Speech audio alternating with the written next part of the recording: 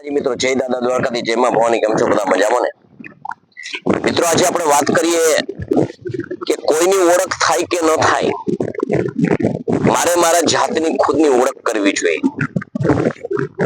મિત્રો, આપણે જાણીએ છીએ કે માણસ છે ને એ ઘણી રીતથી અને વિશેષ હેતુથી ઓળખ કરતા હોય છે. મિત્રો, માણસ ગમે ત્યારે એક વાત કરીએ ને આપણે, ગમે તેને, એટલે એમ કહીએ કે ફલાણાને, કે એને તો હું ઓળખું છું, એને તો માથાથી પગ સુધી ઓળખું છું. તો મિત્રો, આપણે એને ઓળખીએ છીએ, આપણે એને જાણીએ છીએ, છતાં થાપ ખાઈ જાય છીએ, છતાં આપણે એના ગુલામ થઈ જાય છીએ, એના આહોભાવમાં આવી જાય છીએ. પરંતુ એવું ક્યારે થાય છે? આપણે એને ઓળખીએ છીએ, પરંતુ મહત્વની વાતો કરું ને તો એ છે, આપણે જ્યારે કોઈને ઓળખીએ છીએ ને ત્યારે આપણે શું છે ને એ આપણે પરિપૂર્ણ રીતે આત્મમંથનથી આપણને આપણી ઓળખ થઈ જવી જોઈએ.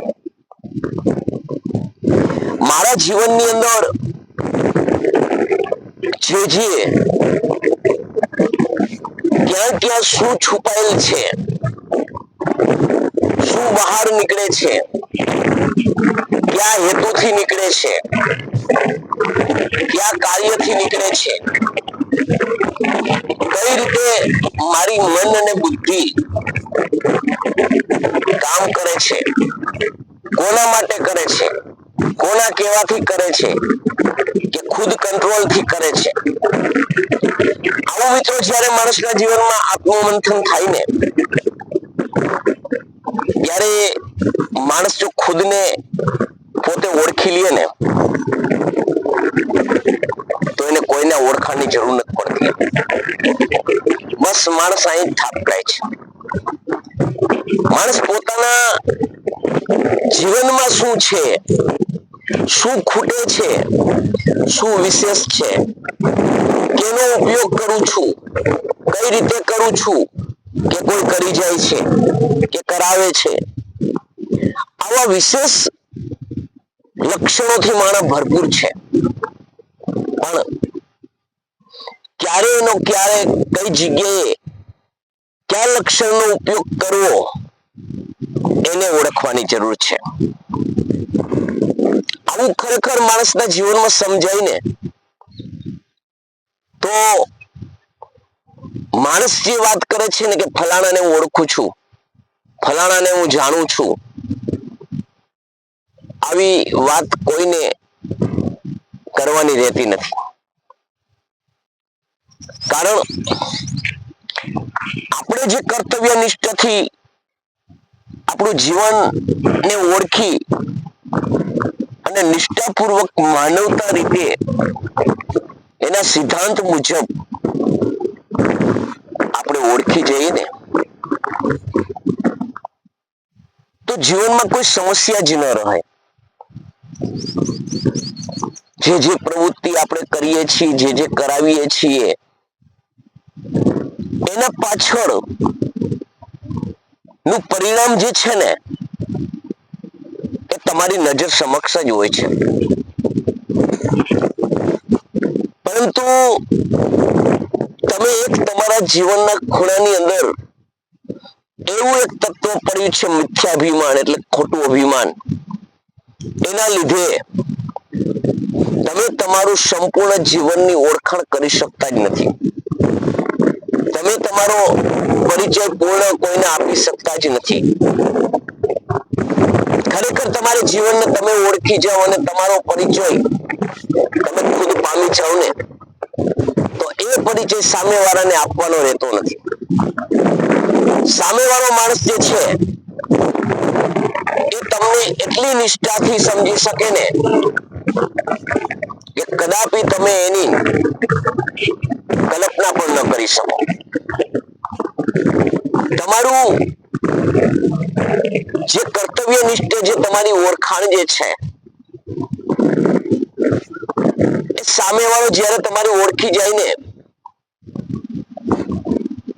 ત્યારે તમારી ઓળખાણ છે ને એ તમારે કરાવી ન પડે. એટલે કહેવાનો મતલબ મિત્રો એક જ મારો કે માણસ ખુદ પોતાની જાતને નથી ઓળખી શકતો, પોતે પોતાની જાતને નથી સમજી શકતો, પોતાની જાતને માણસ પોતે નથી વાંચી શકતો અને જ્યારે બીજાની એ ઓળખ કરાવે છે ને ત્યાં જ થાપ ખાય છે. અને આ કોણ કરે છે તો કે માણસનું મિથ્યા અભિમાન, ખોટું અભિમાન. માણસ પ્રત્યક્ષ માણસની અંદર એક એવું તત્વ છે જો જાગૃત કરે ને તો માણસમાંથી મહામાનવ બની શકે એમ. માણસ પોતાની ખાલી જાતને ઓળખાણ કરી લે અને પોતે ઓળખી જાય ને તો એ પોતાની ઓળખથી બીજાની ઓળખ શું છે ને એ ખરા અર્થની અંદર સમજી શકે. પણ માણસ ખુદ પોતે ભૂલી જાય છે અને બીજાને જ્યારે યાદ કરાવે છે ને ત્યારે સર્વ સમસ્યા સર્જાય છે. મારી પ્રણાલિકા, મારો પ્રેમ, મારી જે ભાવના, મારી વ્યથા વેદના, મારી જે અંદર ખાસિયત છે એમાંથી મને ક્યાં તકલીફ ઉત્પન્ન થાય છે, ક્યાં ભાવ પ્રેમ મળે છે, ક્યાં નિસ્વાર્થ ભાવ મળે છે, ક્યાં મારા જીવનની અંદર હું માનવ બનીને આવ્યો છું તો ક્યાં સાચી સમજણ ક્યાં ખૂણામાં છે. આ સર્વત્ર માણસ જ્યારે પોતાના જીવનની અંદર મંથન કરે ને ત્યારે માણસને અંદરથી એક જવાબ મળે કે તું જે જાતિ ભાતિમાં વેચાઈ રહ્યો છે એના થકી તું જે મિથ્યાભિમાનથી ફરે છે, તારો અહીંના મેળવેલો પદ પ્રતિષ્ઠા અને પાવર જે છે એમાં તું મદ છે અને જે તારા જીવનની તુલનાથી જે બીજાને તુચ્છ સમજ છે